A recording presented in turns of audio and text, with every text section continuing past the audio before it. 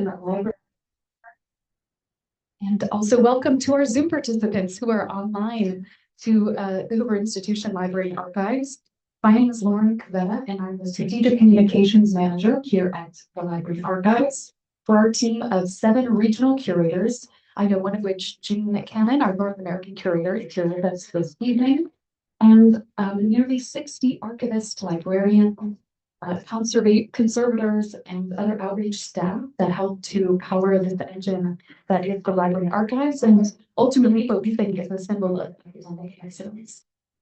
I'd like to first begin by extending gratitude to all those who make this event and all of our events here possible, and then to provide background about the space that we're gathered in this afternoon, and then finally to introduce our special guests. On behalf of the Library Archives team, allow me first, of course, to thank our fearless leader, Condoleezza Rice. She is the director of the Hoover Institution and, of course, is a staunch supporter of the Library Archives and all of our programming. I'd also like to thank our board of directors and our donors who enable all of this work that takes place and who are really stewards of the historical record.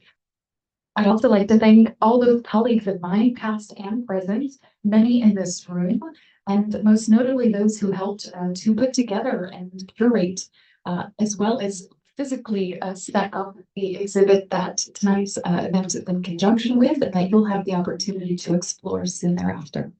That includes Edward Kastanek, who I believe is joining us online.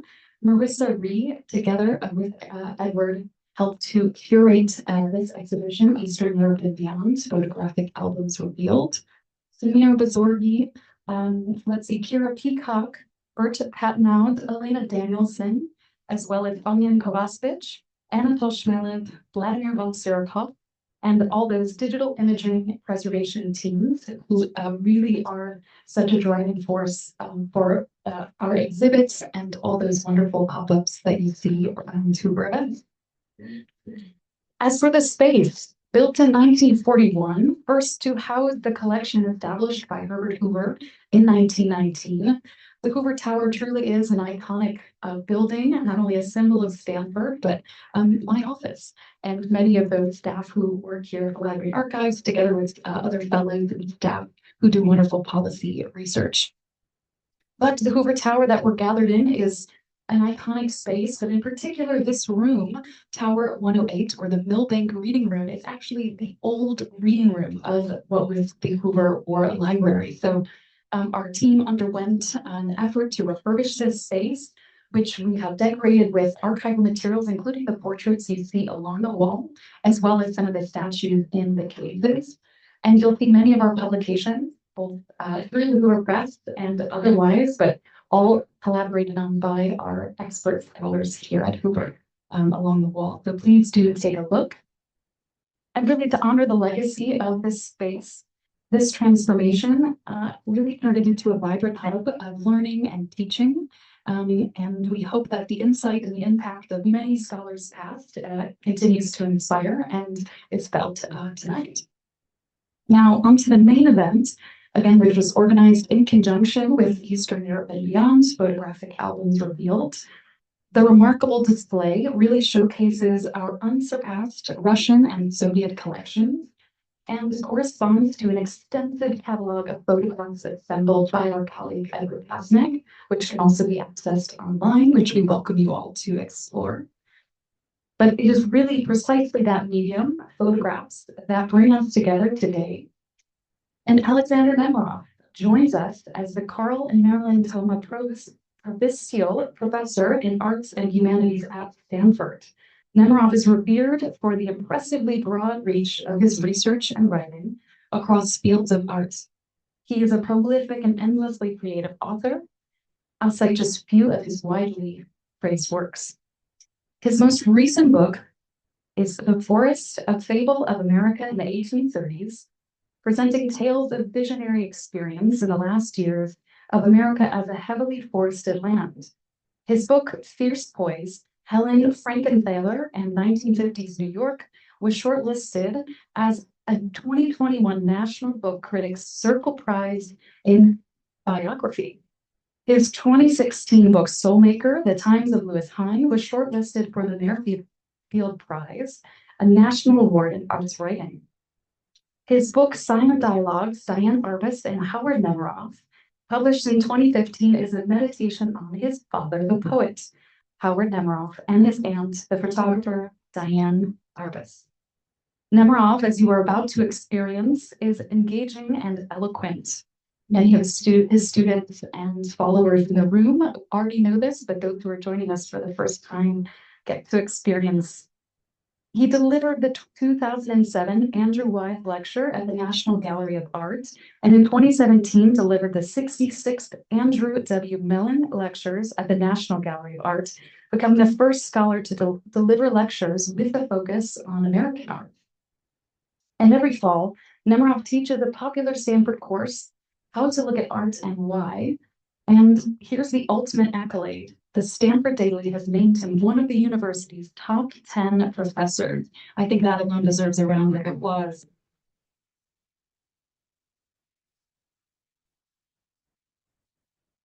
The title of today's talk, Wilson Bentley's Army of Souls, a photographic requiem of the American Civil War. Please give me another very warm welcome to Alexander Nemerov.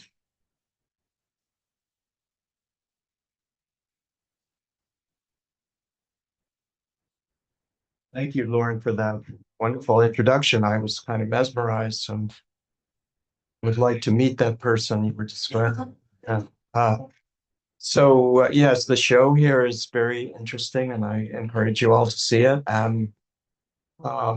But I was relieved when Bert told me I would not be required to talk about the war that those photographs show, and I could stay more in my home territory of American history and culture. And the broad charge was to speak about photography and war. So we debated a few topics, gnarlier ones, more soulful ones, and we sort of decided like we're going to go soulful today. But that means serious, of course, and it means meditative. And really, finally, today is about what I guess the importance of commemorating the dead, as a principle of civilization and what forms that takes. More memorials, more cemeteries are obviously key places of sanctification, and that invite us to find that which is within us that is different than or other than just our I guess like civic, rational, day-to-day being. So it's in that spirit that I want to speak today about, yes, Wilson Bentley's Army of Souls, and not to make a secret of it, like as the illustrations for the talk show, Wilson Bentley was really the inventor of snowflake photography. So Wilson Bentley was born in 1865, the last year of the American Civil War, born in Jericho, Vermont, which is a little in the north part of the state, east of Burlington. I'm from Vermont, so this is partly why I come to this. He was a precocious guy, really just a farmer's son, but his mother was a high school teacher and had a microscope, and he was very interested in this, and very precocious and intelligent boy. And she, when he was 17 in 1882, persuaded her husband, Wilson's father, that they should go ahead and spend a very considerable amount of money, $100, to buy a camera and a microscope together from Bausch and Lomb for Wilson. Why? Because Wilson had become fascinated with snowflakes. He was trying to draw them, but that seemed to be unsatisfactory to him. And for the next 3 years after 1882, he kind of came up with, as only a Yankee, I guess, could, this kind of improvised home invention of taking a microscope, but then kind of affixing it to a camera, to the camera, removing the the lens of the camera and the eyepiece of the microscope and putting the microscope up on a 90-degree angle and connecting it to this bellows camera, which stands. This is the very camera on a uh, wooden stand that he built especially for the purpose, and making it so that the lens of the microscope would be the lens of the camera, and then working outdoors.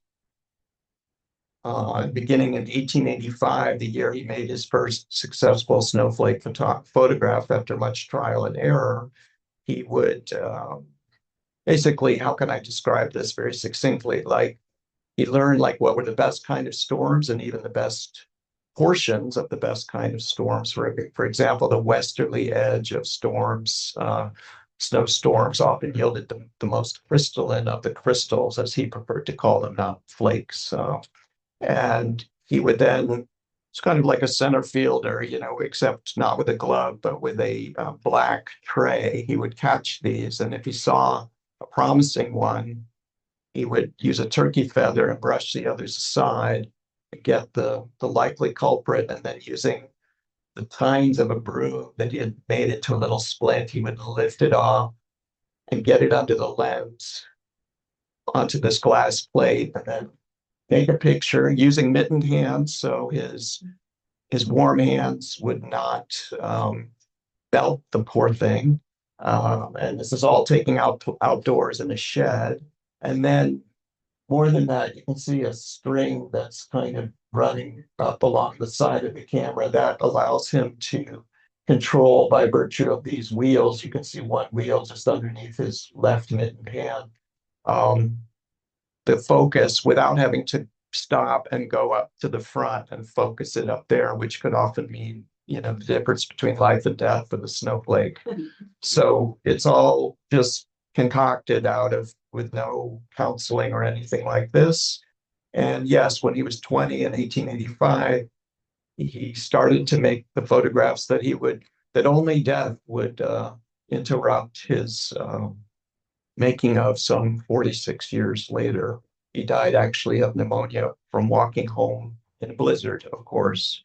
Um, but, this theory, this idea, which may be Snowflake Bentley's own, I'm not sure that no two snowflakes are alike, seems to be borne out in some of these earlier works that he made or from his sort of mid career. All he did was photograph snowflakes.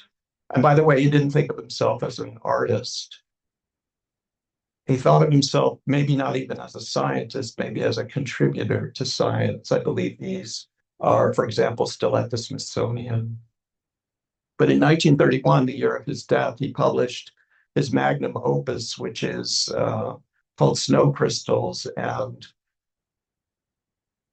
brings together, you might say, some of his best snowflake photographs, some 5,000 of them, in what amounts to, the way I think of it, is like a giant high school yearbook of snowflakes, where I could think of it without like trying to sign in the back and so on, best of luck, but you get the idea.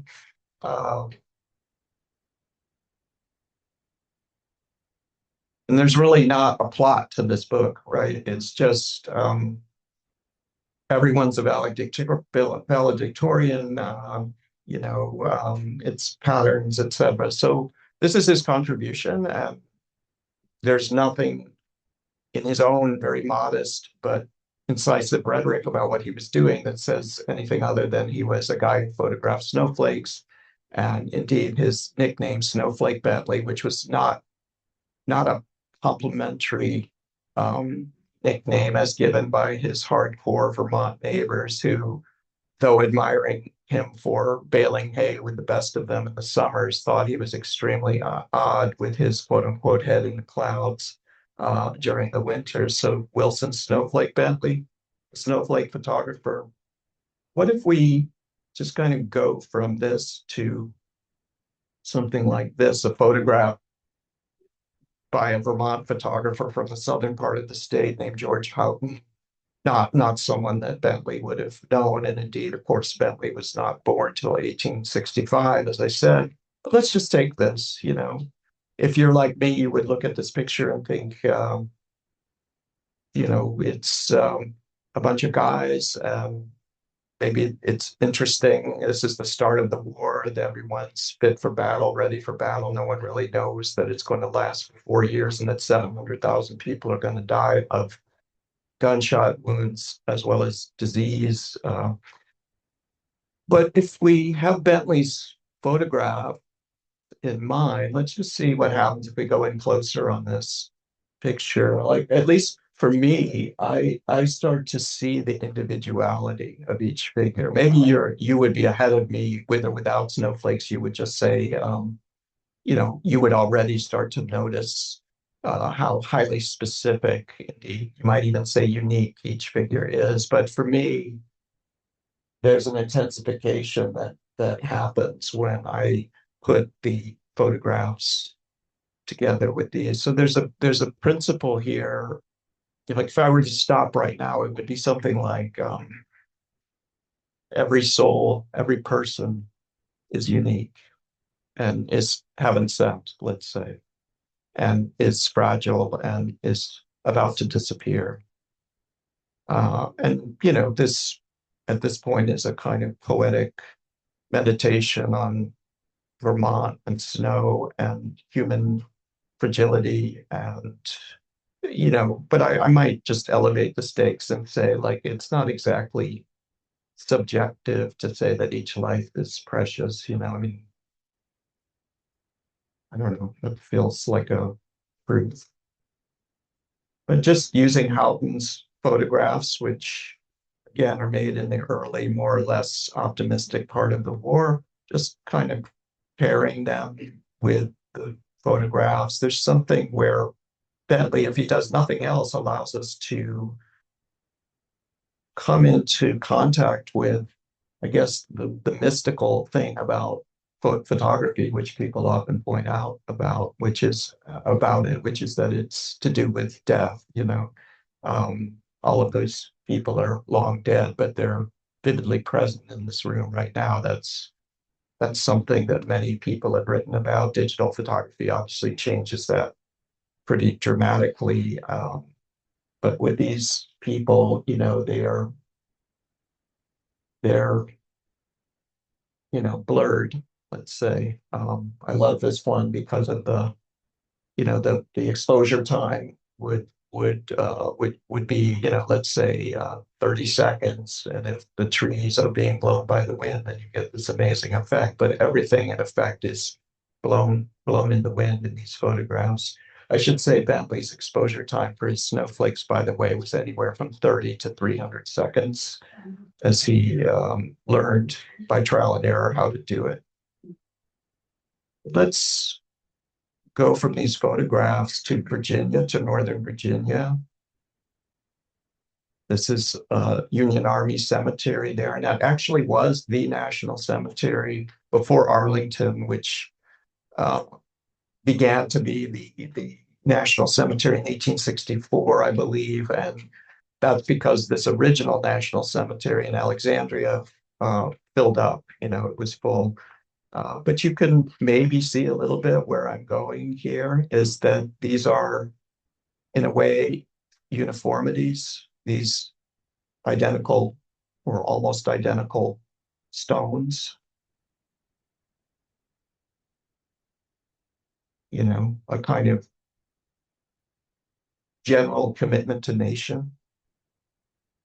But there's also something specific about them, and the specificity, as you might gather, is the names. You can sort of see the names which have been sandblasted onto these things such that you could produce, actually in the state of Vermont, where the granite marble is coming from, one every 5 minutes using an iron template customized for each dead soldier, so that the booming graveyard business after the Civil War has an epicenter in the state of Vermont. There's one tombstone that's especially interesting to me at this place. I don't know if you can It might take you a minute to see it, or it might still be hard, especially at the back. These things are fuzzy with time.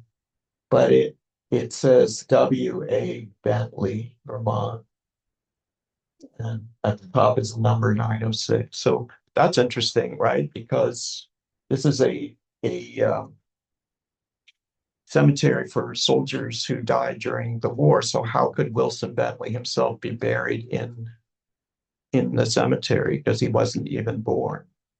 And the answer is Wilson Bentley, the photographer, Wilson Alwyn Bentley, Alwyn, was named after an uncle, Wilson Amos Bentley, who died in 1863, who had taken a $60 upfront fee, like a payment to enlist, like many people in the town where Bentley was from, and died actually of an illness like dysentery the next year in Virginia and was buried there.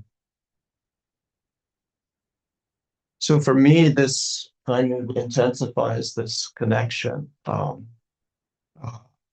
this idea of these unique snowflakes as having something to do with the Civil War, something personal for Bentley.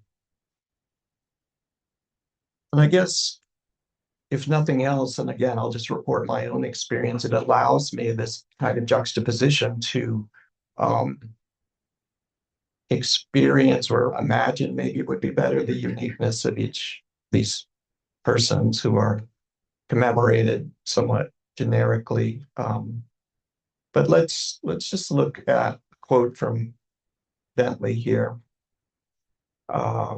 He's writing just in one of his, brief explanations of what he did. Snowflakes such as these do not fall to earth to perish in vain, he says. Having drifted downward in the company of countless billions of their fellows with no other apparent destiny than for a period to whiten some earthly object, the perfect specimens that happen to fall into the photographer's hands may perform services of importance to mortals, for even as they vanish, the secret of their beauty is left behind in what he called the photo micrograph. Snowflakes such as these do not fall to earth to perish in vain. That phrasing may be interesting to you. Gettysburg Address, Lincoln says that we here highly resolve that these dead shall not have died in vain. So in some, I don't know, depending on what your temperament is, one could just say it's a poetic or illogical kind of crossing or combination of Bentley's project, which is taking place without, as far as I can tell, any awareness of the Civil War, and then these monumental moments of eloquence wherein the dead are commemorated. And you know what Lincoln says in the Gettysburg Address is 275 words. Famously, it took him 3 minutes to read it. The other speaker, the featured speaker, Edward Everett, who was the most famous orator in the US, spoke for 2 hours, memorized oration. But in those 275 words, there are three punctual phrases that are most powerful for me. He says, we cannot consecrate, we cannot dedicate, we cannot hallow this ground. Cannot, emphasis on cannot. Very, very powerful in that kind of telegraphic kind of punctuality that Emily Dickinson was starting to possess in her writing at the same time, and that is putting paid to, as in annihilating the Victorian high-flown rhetoric of someone like Edward Everett, the other speaker. We cannot dedicate, we cannot consecrate, we cannot hallow this ground. It's beyond our poor power to do so. Maybe the best monuments are fugitive addresses like Lincoln's, and kind of a kind of pure fugitivity of Bentley's vast ephemeral memorial, lifetime's work, a life's work. It's interesting. We talk about living instead of dying, of course, but seems like there's something in this I've not figured it out for myself, but it's about mm, that it's a life's work to think about death and to have some relation to it instead of doing like this. I'm not nominating myself as some saint in that regard, but I think I'm just feeling even at this moment that that's a little bit what's going on here. Um, Another statement from Bentley: when a snowflake melted, that design was forever lost. Right. Think back to those soldiers I showed you.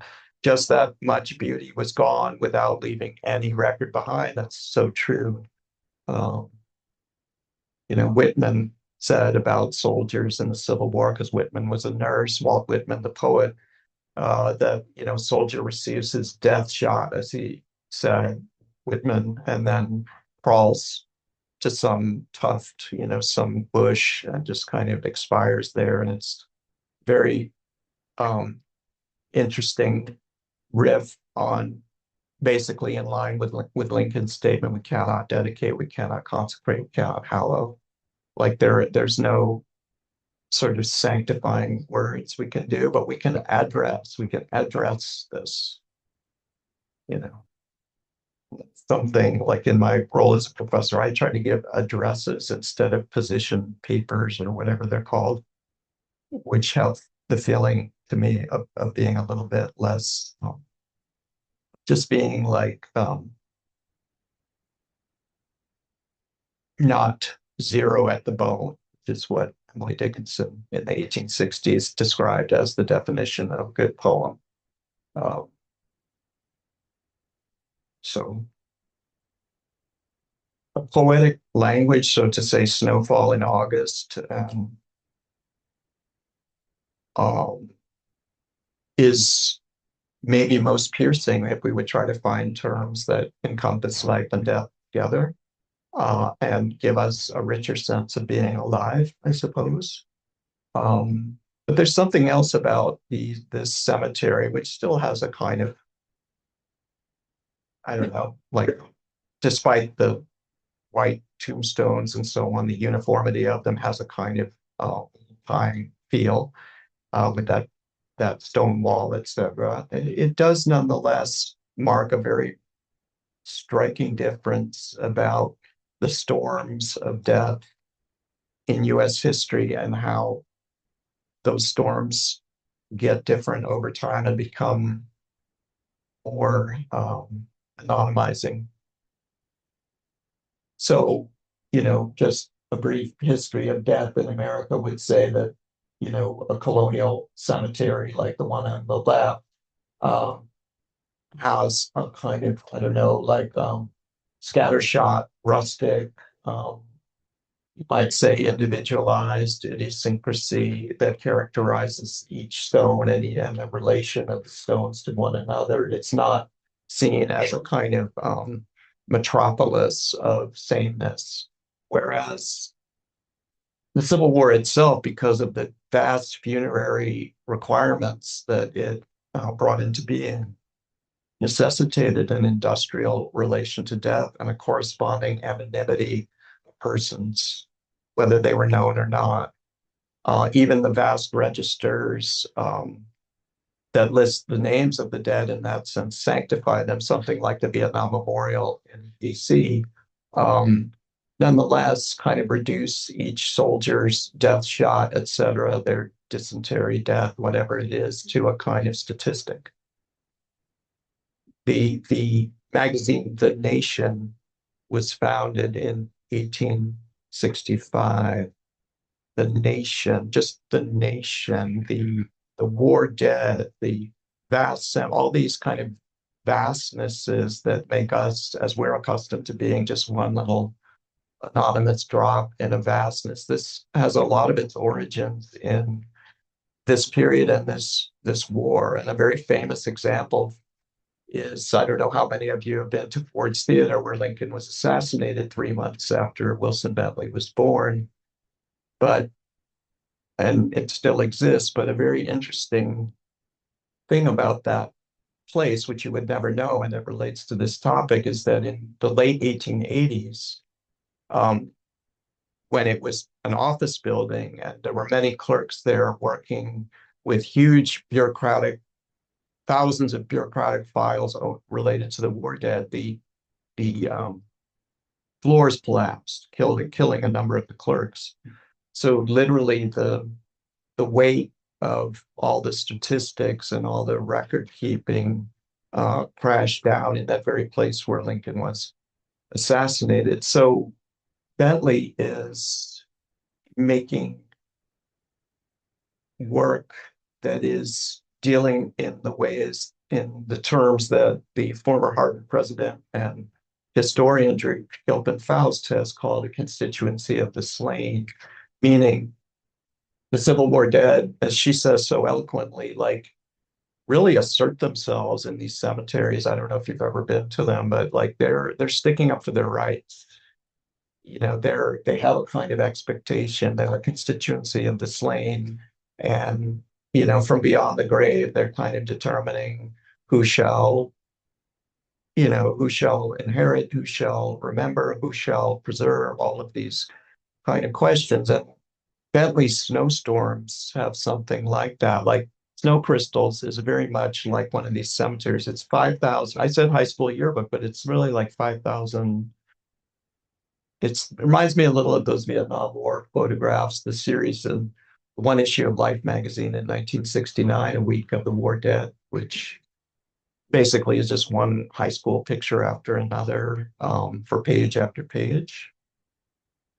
So Bentley is a modern figure. He's making these kind of Victorian snowflakes, if you like.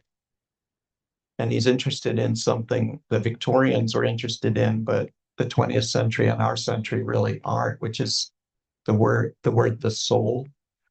But he's doing so in terms of these kind of phalanxes or arrays of anonymous figures, but he's holding out to this idea of a uniqueness in each. The survivors of the war, such as these guys on the Union side, you know, belong to a veterans organization, the Grand Army of the Republic. And the medal that they proudly wore is very interesting. It's a star-shaped medal. This is a detail here. You can see it on this book. And this, for me, is another, I don't know, I don't want to get too Sherlock Holmes-like here because this isn't really an argument. It's more like a poetic meditation, but there's some kind of connection here between these metals and the snowflakes. I have found confirmation in that, in the fact that the very guy who taught Bentley photography was a Civil War veteran named Henry Seeley, and who lived in Bridgeport, Connecticut, and who was a president of the local chapter of the Grand Army of the Republic. And here he's wearing, in World War I attire, actually as a veteran supporter of US military in World War I, is wearing a couple of these medals. What's so interesting about this for me is the Grand Army of the Republic is itself a kind of snowstorm, a bureaucratic mass, like a meteorological map of veterans, 410,000 of them in 1890, and one in 1956, and then none, right? And just Bentley's work belongs precisely in that, between those two years, right? You know, it's a commemoration of people gone, but also people who will be gone, you know. That's, of course, the uncanny beauty of photography, is it, and probably the big reason why I strategically skipped the photo days from like third to ninth grade, aside from morbid fears about my appearance. I think, though I wasn't the smartest kid, I think I intuited how creepy photography was. And so I don't want to be, I don't want to quite go into the I will have been just yet, you know, maybe after ninth grade, fine, but okay. there's a twist to this, or an extra angle to this, which is, let's take a look at a work, why not, that Wilson Bentley's mom made. And you're thinking, oh no, she was a snowflake photographer too. No, she made quilts. And when I saw this up in the little, basically the Wilson Bentley Museum that's behind the drugstore in the town, and it's part of the drugstore, and where I had to buy more than one maple candy in order to reach the credit card limit of $10. Being rebuffed for trying to buy something for $2 with a credit card at Wilson Bentley's museum. I was very interested in this quilt, and it prompts its own kind of thinking. Oh, I'll just say, I get where he's getting these grids, they're owing back to his mother's work. And so what do we put if we put the quilt with the snowflakes? Because I'm not in the business of giving answers, but giving thoughts, I just say these are some terms that come to mind: benediction, comfort, blanket, order, rest, solace, home, beauty, peace. That there's some feminine or maternal quality to this enterprise. Like a care is probably the word that's best, that comes from home, where the snow fell.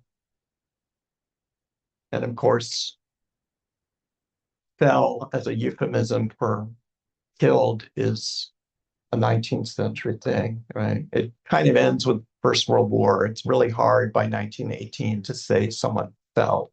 But in 1914, it's still in play.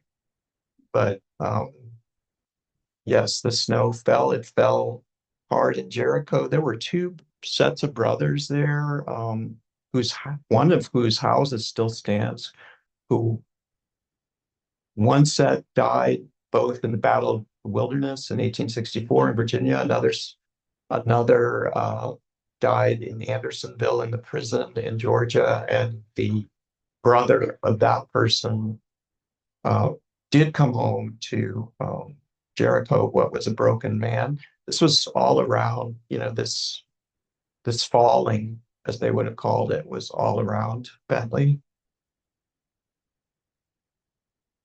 And it was falling, I'll just say too, caring and falling in a specifically, to me at least, righteous way, because I was reading a town history of Jericho, Vermont, from when Bentley was 3 years old. It says this war was totally about slavery. These men died so that everyone could be equal. Like Vermont, it was, as far as I can tell, it was not an equivocal place like, well, we're fighting to preserve the Union, but I don't know how I feel about emancipation. No, in the rhetoric of Vermont and in Bentley's hometown, it was people fall because they care. And then reciprocally, people care because you fell, Put some more terms. If we think of Bentley as a figure for an artist and a historian, but maybe for all of us in our separate enterprises as we embark or have embarked on whatever our purpose is in the world, who will save us, who will stand watch, who will not be numb, who will see what cannot be seen before it disappears.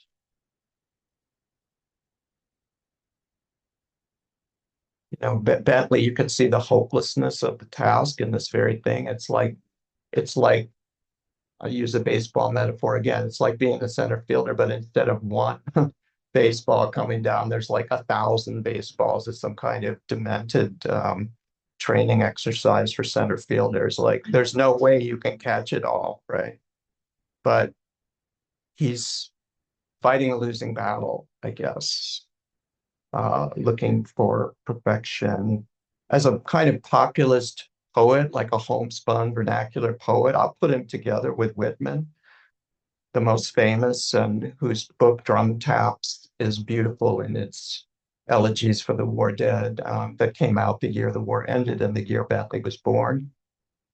Um, Poets of the people, poets and historians. And I love this too, since this is kind of how I work, noting the magnitudes of smallness, you know. I told the people in this big class I'm teaching now on a big painter, Rubens, that it's odd because Rubens is the biggest of the big, and I'm temperamentally drawn more. I'm more like the snowflake Bentley of Stanford, I suppose. It's tricky because you know what Whitman said? He said the real war will not get in the books. That's a famous thing he said. And really, Bentley's soulification of the war would seem to support that contention and be in itself a kind of amnesia, you know, turning these hardscrabble Vermont farmers and everyone else into these beautiful souls. But to me, at least, I don't know that being rough and human and think of all the things doesn't mean that you're not also a soul, you know. So I could see Bentley with his little broom tines, like he's picking that which out of each one of us is this delicate, fugitive, unique pattern. And something that I take ethical inspiration from in that, I suppose, is trying to remember the goodness in people and speak to that and try to find that for myself. The one time I've given a commencement address in my life was at the University of Vermont, 2018, and my topic was goodness. Um, yeah. So a last meditation about this, just in my thoughts. If we would save, if we would remember, let's think about it, that history is a task, a self-appointed mission, impossible matter of emptying the ocean one glass at a time, each storm, a never-ending succession of storms, you could say wars. No way of capturing all the snow in any of them, just trying to perceive something, anything before it too perishes, though all this is not without a fantasy of salvation, of restorative purpose, that of building a storm back out of its individual parts, one crystal at a time, so that chaos becomes a cosmos, the whole storm having been looked at minutely, nothing but a prolific and intricate order, a design, a beauty, having fallen to earth. Like, the task is to, against the odds, in an impossible way, to find the order and the grace, and to do so through mourning, rather than tripping down the street, doing one's thing. But I do have that word unless. So at the bottom, what does that mean unless? Well, maybe another way to think about this, it's all ordered unless there's a blizzard inside each perfection, like the whole blizzard, the whole chaos is inside each one of us. And our perfected soul is actually just the kind of, uh, symmetrical design for a kind of fury that exists storm-like inside each one of us. If that's the case, then each feather star is a bright sadness, a cheerful gravity. Like this is the mixedness of human beings, the soft cut of nativities and wars. And I say nativities because to me there's such an ultrasound quality to his photographs like this. Obviously, that's anachronistic, but you see my meaning. Stellar dust and powder crowns, a breath on the pane, and rage waiting to be born. And I'll stop there. And I really would love to talk with you about this now. Thank you.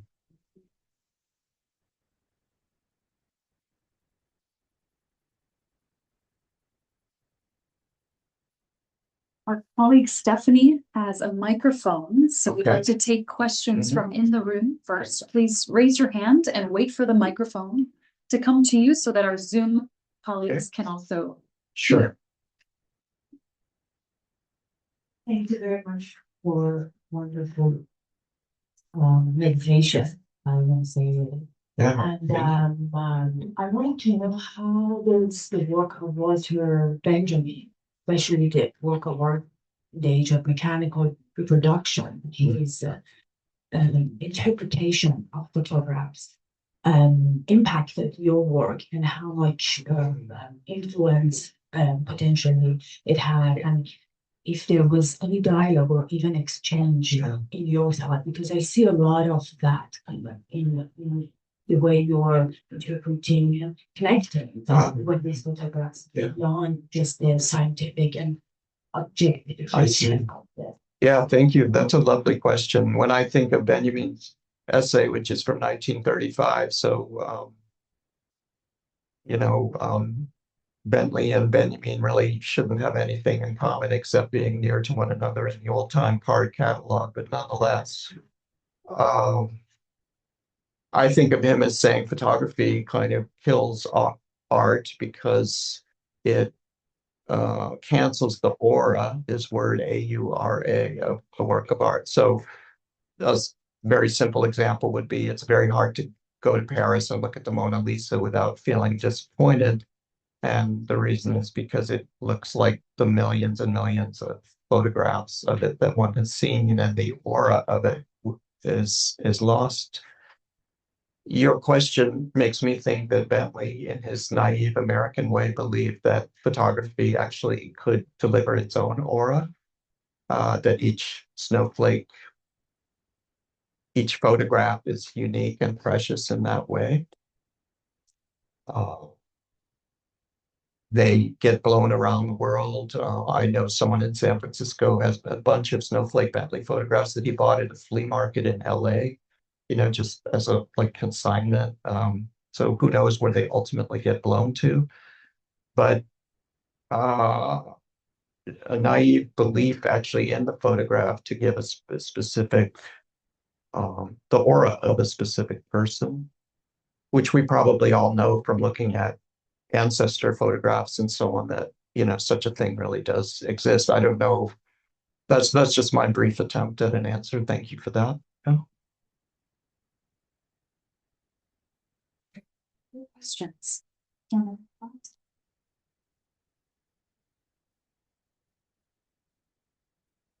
Yes, thank you very much for that. This is a little bit just a question. The snowflakes are presented like non-randomly. They seem to be like clustered by similarity. Yeah. And I'm wondering, first of all, did Bentley do that or somebody afterwards? But also, is there anything there for us? Thank you. Yeah. I've never thought about that much, but you're so right that they are. If it's a yearbook, then it's like clubs, the hexagonal club. You can't belong in that. I'm sure he designed it because that was his. I mean, he just happened to die that year, and so it has this quality of a summation. But he took care with it to do it the way he wanted it. I don't know.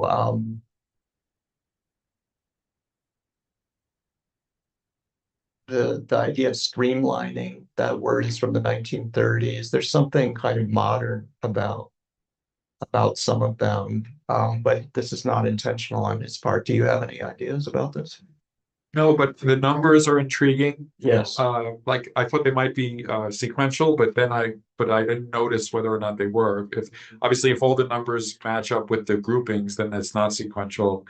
Mm-hmm. And I was just thinking about soldiers. Yeah, absolutely. The numbers are important, and in the comparison with Wilson Amos Bentley's tombstone in Alexandria and the photograph, they both have numbers. It's 906 for Bentley and 807 for the one I happened to show. And it's a little bit of this, dog tag statistic anonymity. It's beautiful about Bentley and maybe of relevance for us, like where, we all will be forgotten and we'll all just be anonymized into different generalities as we already are in terms of our online identities and so on. But it's nice to think that, it's nice to ponder the idea that there's something irreducible and though perishable, kind of unextinguishable in each of us. I know that's the only point towards which I teach, no matter what the subject is, because not really interested in affirming or not affirming my students' political beliefs or anything like that. I just don't even want to go there. I'm just more interested in who is a person and what does it mean to become subjective, like to become who you already are. And that's hard to do. Yeah. Yes, that was here, and then we'll come around here. Boy, I don't know where to start with this question. I couldn't help but think about my father, who fought in World War II. He was in the Italian army. He was part of an ill-fated invasion of Greece that Mussolini thought he could conquer in several months, and it turned out to be horrendous. The Germans had to come into that, yes. And he was wounded in combat, and he would always tell me stories of the nightmare of fighting and moving artillery and mud and snow and just these. But it never hit me until years after he passed away. I found photographs that he had always kept of his fellow soldiers in this ill-fated place of Albania that was between the Albanian and Greek border. And suddenly these people came to life. Yes. And it moves me now to think about it.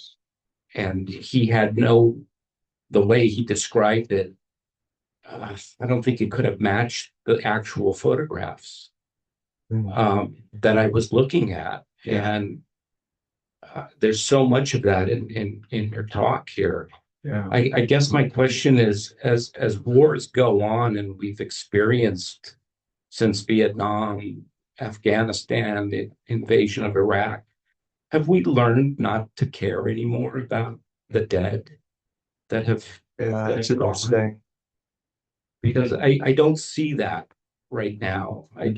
Maybe is it just our way of just saying, oh, that's just the way war is. I see. Well, the war of daily life too. Yeah.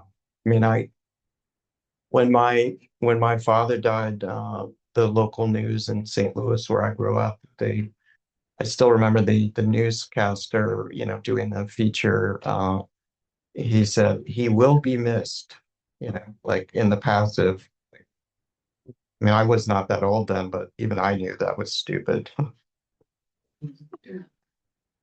And also closer to home here, I don't know, I didn't attend, but there was a student here some 5 years ago, perhaps, took her own life. And no, I think the eulogy was a little bit like, I don't know what the students said, or it felt to me a little bit like reading Instagram posts or something like that. Not, I think there is something to the idea that there's a loss of eloquence around death. Not total. I mean, you can find beautifully connected people all over the place, of course, but that's where I'm going with this. And as far as wars themselves, I don't know. Yeah, but the nice news is that and I'm saying this to myself as well as to all of you, we get a chance as part of our living to think about these things and practice some kind of care, and which is ultimately a care for oneself too. Thank you. Yes, and two over here, and then one over here.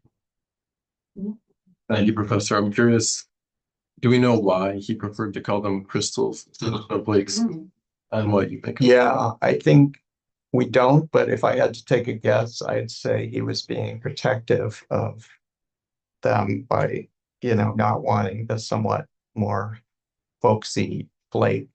I mean, the example that comes to mind, which is glib, was like if Snowflake Bentley took a snowflake, I'll say to the homecoming dance, like, and someone said, "Hey, Flake, how are you doing?" He would say, "It's Crystal." Right? Yeah, her name is Crystal. Yeah. So a formalization, maybe scientific. I don't know. Snow Crystal Bentley doesn't have the same ring. He almost sounds like a drug dealer at that point. Yeah. All right. Yeah. Completely different focus. Yeah. Early on in your discussion, you talked about the impact of digital. The digital world has set upon us. And one of the things that I found about the digital world, namely, for example, having a camera in my phone, is that I can, on my travels and walks and etc., take pictures of patterns in nature. And I love doing that. Just every imaginable type of pattern you can think of, whether it's plants, beach, or sky, or whatever. It's great fun, and it's very dependent upon the ready availability of that digital feature.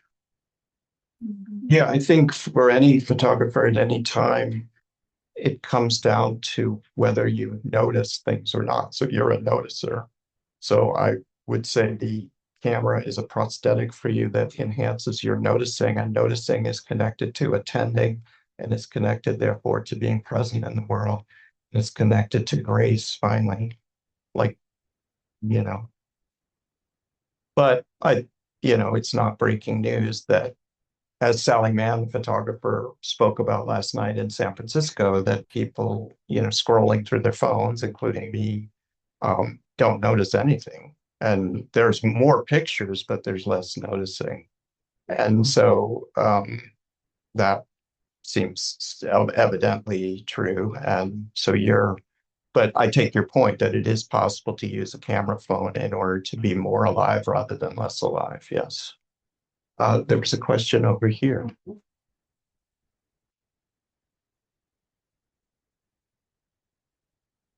I was struck by your juxtaposition of the mother's quilts and Bentley's snowflakes. And you had a series of words that might link the two. And the one word that I would add is balance. That describes the two. But what I wanted to offer is I myself am a quilter. And historically, there were a limited number of quilt patterns or templates. And so when you juxtapose that limited set, if you will, of patterns and templates that the mother was drawing on, and then his focus on the uniqueness of each crystal, it's interesting. Though with quilting, where the individuation can come in would be the fabric that the mother used, the colors and the patterns of the fabric. Yeah, I like that. It makes me think that there's a kind of constancy in the blanket and in the mother, in this case, which is such a lovely word, constancy. And there's a constancy in Bentley in terms of the life's work. It's a life's work. But there's also, again, a fugitivity in Bentley that's being out in the storm, And of course, the odd thing is he didn't know anything, as far as I can tell, of what he was doing that I presented. And in fact, if truth be told, the only person in the world who believes that this is what Bentley was doing is me. Um, the fact that I'm right is, that's, yeah. So there's, okay, we'll make sure we get everyone, yeah. So we'll start here, yeah, sure. I wasn't gonna say anything, but then you brought the quilt. So when I saw the quilt, I started thinking about a blanket of snow. Yes, right. And I was wondering about your notion of mass culture versus individuality and sort of collectivism, and wondering if Bentley ever took a landscape photograph, or if he ever thought about or wrote about these snowflakes as part of something larger. Yeah, the one other kind of photograph he did, kind of the B side, dewdrops. Summer. That's gonna be my whole thing, like when I do a whole study of this dude. No one's ever studied his dewdrops. Right. So I don't think he went for big views. I mean, there's a poetic madness to that. And there's an extra madness in that too, which is, imagine if he did know what he was doing, it would be terrible, right? It would be treacly and self-important. There's probably for all of us, there are things we do, maybe with great constancy, that define us beautifully, and yet we don't know what they are, which would itself be the snowflake within us. There was a question from Michael here, and then we'll go into the back. Yeah. If I may, I was bringing the Zoom. Oh, yes, I'm audience. sorry, the poor A Zoom question, people. and Okay. Please keep your hands. Okay. Okay. Okay. Kieran online says the term snowflake is now used politically as a derogatory comment about being too sensitive, too self-serious, or important. Yeah. Could you comment on the tenderness of snowflakes and as individuals, as lives, now being dismissed and even ridiculed? Yeah, well, really good question. I think the world dislikes softness or weakness. Stanford is not a big fan of that. So I don't know, it doesn't really surprise me, like that something that is beautiful and delicate, etc., would be despised in a kind of likable way, in the sense of hitting we have a lot of epithets and condemnations and labels. We don't have many addresses. I'm curious to know if you have a sense of why he fell into the snowflake world. And how do you compare the effectiveness of snowflakes to the military, war? Because that was so huge. How did he focus on both?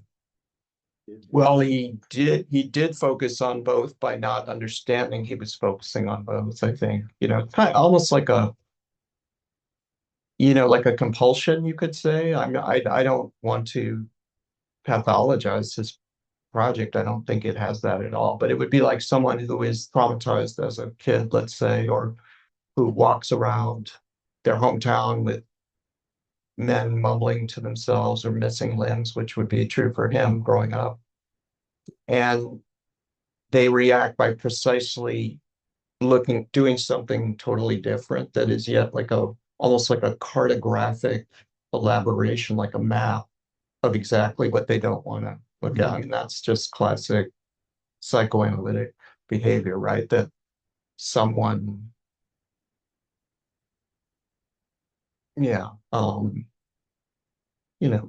someone develops an aversion to or an attraction to X because of this, and they will be blind to the connection. And possibly the blindness is productive, because after all, everyone hates or should hate what is called smart art, which is art that is trying to make a point and knows exactly what it's doing. Like William Kentridge, the contemporary artist, has a nice saying about why he chose to be an artist instead of a philosopher, let's say. He said, because he likes the quote unquote necessary stupidity of the artist. meaning you don't know why, you don't not know, but you're working in a zone, a place, a question, let's just call it, instead of being yet another person with all the answers. This is why I love teaching my students, because they, at least in my perception, they welcome a space, a place to actually think without being told what the right answer is, which would be another word for encountering their own consciousness and the beauty of it. Yeah. There's something I'd love to ask you about your opinion about, Yeah. About memorializing the dead. First, I just want to quickly say that I kept thinking as you were talking about the association with James Joyce's great story, the ending of That's so good. Falling generally. You were here. Speaking of psychoanalysis, you're psychoanalyst. So, But tell a story about that. Yeah. That's not my question. That is the Okay. Exactly. Yeah. That's like The snow falling on the mutinous Shannon waves. Yeah. falling generally over Ireland, all the living and dead. But the question I have, which you mentioned, the war memorial, the war in our time, the Vietnam War, and the one in Washington, Maya Lynn's memorial in Washington, which I find amazingly powerful. Yeah. Although it was controversial because I think there was some complaints that it wasn't heroic enough. Correct. But it's just neat. And those of us who knew folks that are on that. But so I would like to get your opinion about that memorial as being this individualized and yet not. Yeah, well, she was an undergraduate at Yale, and she won the competition from among more than 1,000 applicants, including beating out her own professors. And it is anti-heroic. It's a flat, indeed, subterranean monument. It's very moving. I met at a Civil War battlefield a woman about 10 years ago. I was with my daughters, Lucy and Anna, this battlefield, Fredericksburg. We were in the cemetery and met a woman there who's kind of her beau, whose name is Jimmy Sawyer. We just started talking about him, and he was a guy, he had been held back in school because he had some kind of disability or something like that he needed to get over with. So by the time he was a senior in high school, he was kind of like a man. And one of the things she said to me, unprompted, was that he could walk across the whole basketball court on his hands, just, And anyway, they were kind of an item, and he went out to Vietnam and he stepped on a landmine, and so that's what she was talking to me about. So, and of course, his name is right there, Jimmy Sawyer. And so there's a very powerful lived connection, remembrance between the two wars, the two battlefields, but it needs to be activated by the consciousness of those who remember. She tells me, her name is Lois, that every time she skis down the mountain in New Hampshire, where she's from, every first run of every winter, she kind of says something like, "Look out, Jimmy, here I come," and she also told me that she sometimes regrets that she and Jimmy didn't go all the way. It was just kind of like heavy petting, but no, it's very intense, right? Like, what do you do? Like, you're going away, like we're 19, and but in other words, that there could have been a relative of his alive, but there wasn't because they didn't. The incredibly real stories, and I think the War Memorial, the Maya Lin piece, gets that. Obviously, it's so quiet, it's so humble, it's an address, it's a minimum of words, and it speaks, like Bentley's work, to the obsolescence of the massive kind of Iwo Jima memorial type of commemoration, which itself is a tragedy. Don't get me started on that, because if anyone's heard The Ballad of Ira Hayes by Johnny Cash. Like, it's pretty, doesn't get any more intense than Ira Hayes. James Joyce, yeah, University of Vermont. That's where I went to school. It's like 30 miles from Jericho, Vermont. Sophomore year, English literature class. I read Joyce's The Dead. And when I got to the very part you described at the end, I stood up in my little dorm room and I had goosebumps. I couldn't believe it. So there's, if you like, there's something about snowflakes and me. But also interestingly, my dad wrote several beautiful poems about snowflakes, you know, and I think that kind of helped me somehow eventually get to this. But thank you. Yeah. Yeah. And then sure. Thank you. Yeah. Just bear with me as I kind of get through this question. Yeah. Can you share your thoughts about why such straightforward and repetitive photographic bodies of work from photographers such as Bentley, Renike Dijkstra, Carl Horsfeld, the Beckers and August Sander have such enduring power and invite new forms of engagement? Yeah, that's a great question. Seriality is the word, I think, in art history. You know, Monet's haystacks are kind of serial like in a way, like serial, S-E-R-I-A-L. I guess seriality is the place where enchantment goes to die ordinarily, like repetition in a negative sense. But then there's repetition in Kierkegaard's sense, which is more like each new iteration of something can be a becoming, can be a newness. And you might say a simple example of that might be each new day is a new day instead of just another day. I think I was in Whole Foods and the guy who was stocking the shelf said to me, this was just yesterday. I know this is utterly fascinating, but he said, how are you? I said, fine. I said, how are you? He said, it's another day. So that would be kind of disenchanted repetition. But I think if you hit like the photographers you're mentioning on an endless, something that has a kind of infinite elaboration, it can be enchanting. And just the difference between the word endless and the word infinite, like worlds turn on that. We've all been in a movie that we describe as endless, like when will it end, you know? But if we're in a movie that's infinite, you hope it won't end. It can't end because you'll be thinking about it your whole life. So seriality that's infinite is a good repetition. And then we'll come back up. And also you have Zoom. Well, yeah, okay.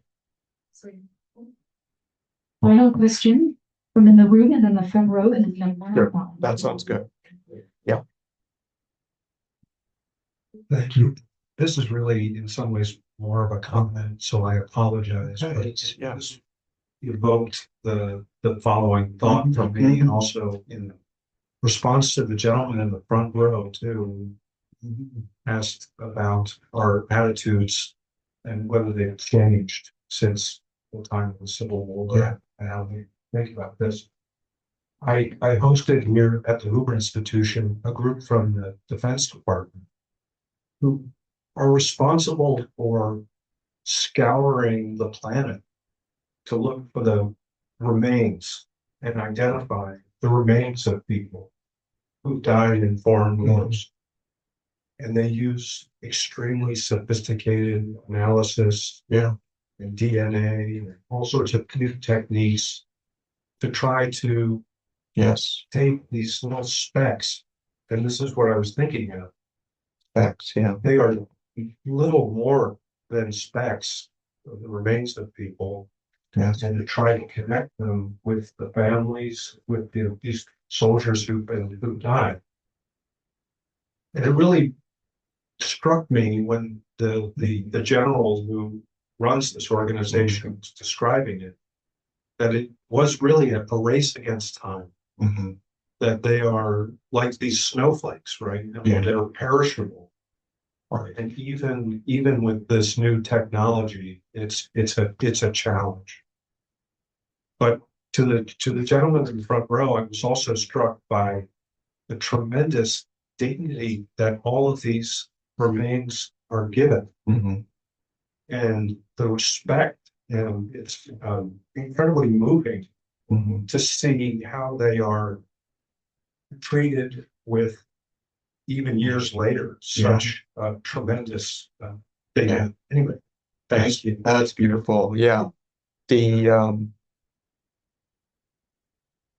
beautiful connection to the just micro filaments of the remains, and then the dignity and respect that they're given. I think, you know, military discipline has a poetics and a seriousness that is probably translates into our civilian life in all kinds of ways, but is dissipated also. And I think one reason I like to go to battlefields, actually, they're such respectful, honorific place, so quiet.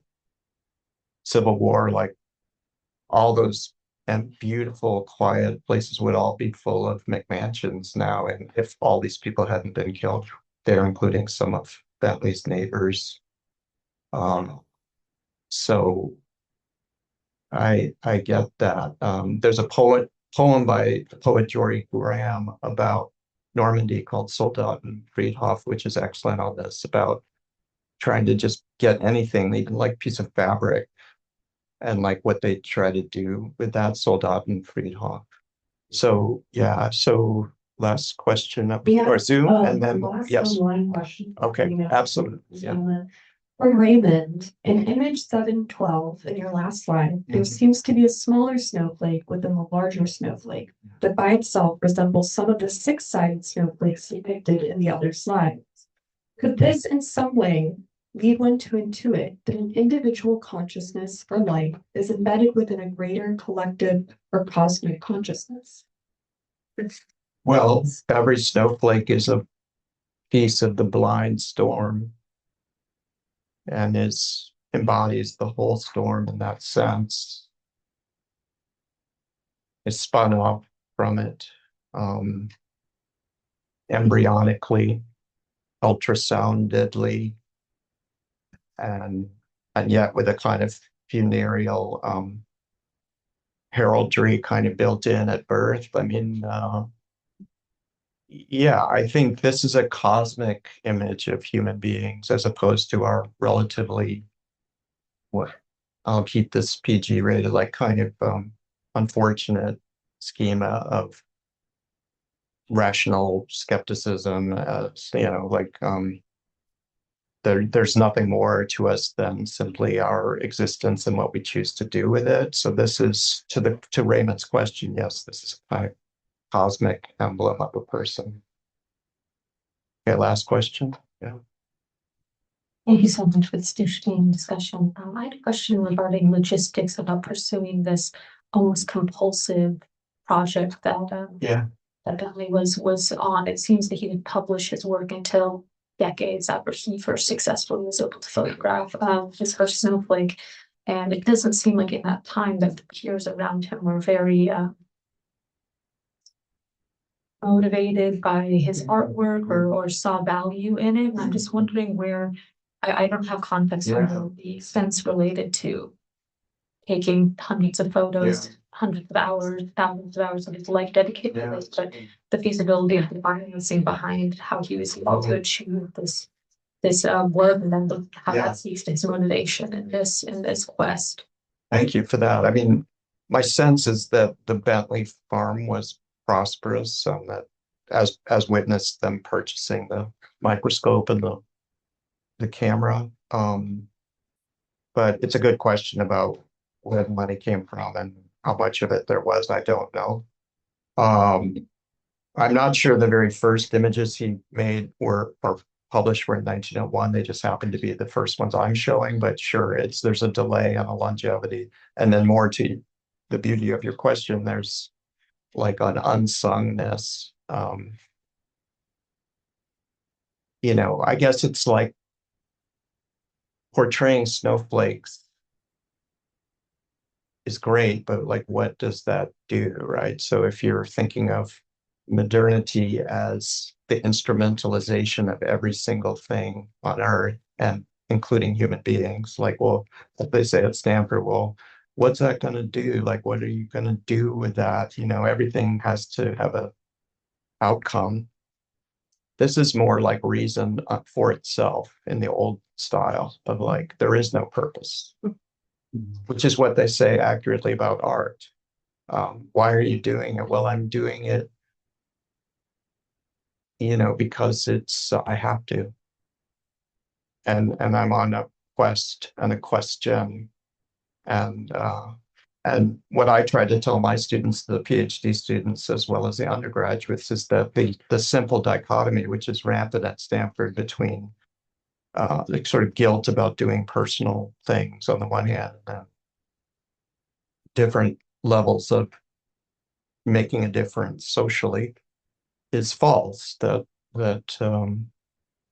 the world is drawn to people who do their own thing, though that quest and questioning is a very dicey proposition, because it can be erratic, it can become illegible in a bad way, it can become lost for being in an echo chamber. But the greatest writers, the greatest artists are all people doing things for themselves because they have to do it, and that's what draws others to them.